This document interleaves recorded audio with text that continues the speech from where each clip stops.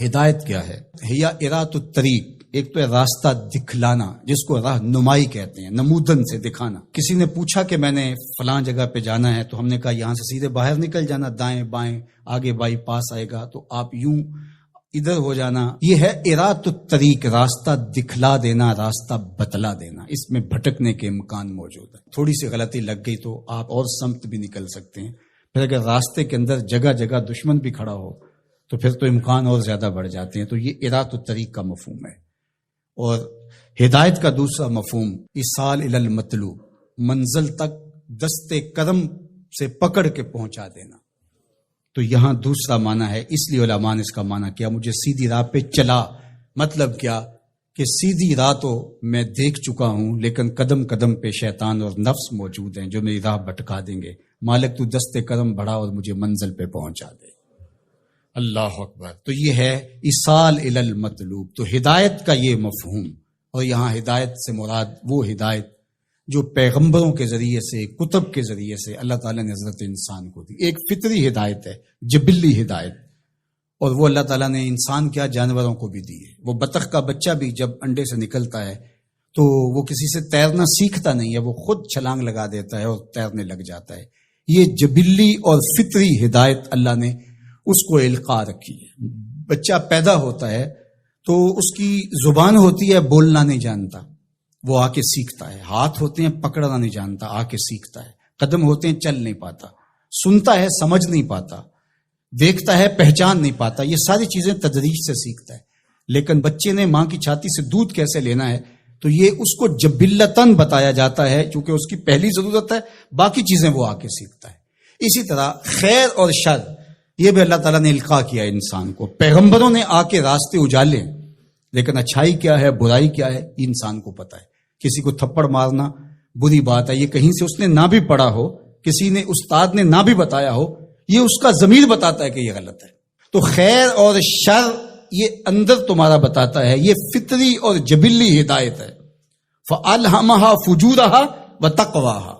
اللہ اِنَّا هَدَيْنَاهُ السَّبِيلَ إِمَّا شَاكِرًا وَإِمَّا كَفُورًا۔ یہ فطری جبلی ہدایت ہے، لیکن انسان کے لیے وہ کافی نہیں ہے۔ اس لیے اللہ کی بارگاہ میں عرض گزار ہوا، اہدنا الصراط المستقیم۔ اللہ مجھے جبلی ہدایت تو عطا کر دی، اور تو نے مجھے ایمان کا نور بھی دیا، تبھی تو نماز کے لیے یہاں کے کھڑا ہوں نا۔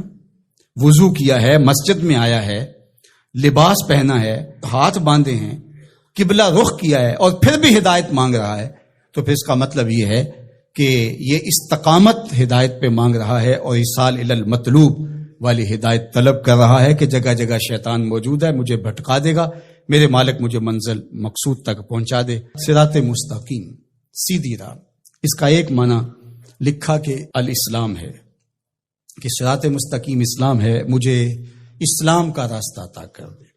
دوسرا معنی اس کا بیان فرمایا کہ انہو کتاب اللہ تعالی، اس سے مراد کتاب الہی ہے، قرآن مجید ہے، کیونکہ قرآن سے سیدھا کوئی راستہ ہو نہیں سکتا۔ ان ھذا القرآن یہدی للتی ہی اقوم، یہ وہ راستہ دکھاتا ہے جو بالکل سیدھا ہے۔ قرب قیامت کے فتنوں کا ذکر جب ہوا تو حضرت علی نے حضور سے پوچھا کہ حضور پہ بچنے کی صورت کیا ہے، تو برجستہ کہا اللہ کی کتاب قرآن مجید۔ تیسرا معنی انہ الطریق الہادی الی دین اللہ تعالی، یہ اللہ کے دین کی طرف جو راستہ ہے، وہ راستہ اللہ کے حضور اتنی تمہید کے بعد مانگا گیا تاکہ میں خیر کی راہوں پہ رہوں اور میری مدد نصرت مالک تیرے کرم پہ رہے۔ یہ حضرت عبداللہ ابن عباس رضی اللہ تعالیٰ عنہ کا قول ہے، اور فرماتے ہیں کہ یہ وہ راستہ لا عوج فیہ ہے، جس میں کوئی ٹیڑھا پن نہیں ہے، مستقیم بالکل، اور یہ اعتدال کا راستہ ہے، نہ افراط کا راستہ نہ تفرید کا راستہ، یہ بالکل معتدل راستہ ہے۔ اور پھر چوتھا قول جو حضرت حسن بصری اور ابو العالیہ رضی اللہ تعالی عنہ کا ہے، وہ فرماتے ہیں صراط مستقیم سے مراد ہوا رسول اللہ صلی اللہ علیہ وآلہ وسلم۔ کہا کہ نمازی نماز میں کھڑے ہو کے ہاتھ باندھ کر کے کہتا ہے مالک مجھے محبوب کی دہلیز نصیب کر دے، مجھے محبوب کی چوکھٹ نصیب کر دے، کیونکہ اگر یہ در نصیب ہو گیا تو خدا کا گھر نصیب ہو گیا۔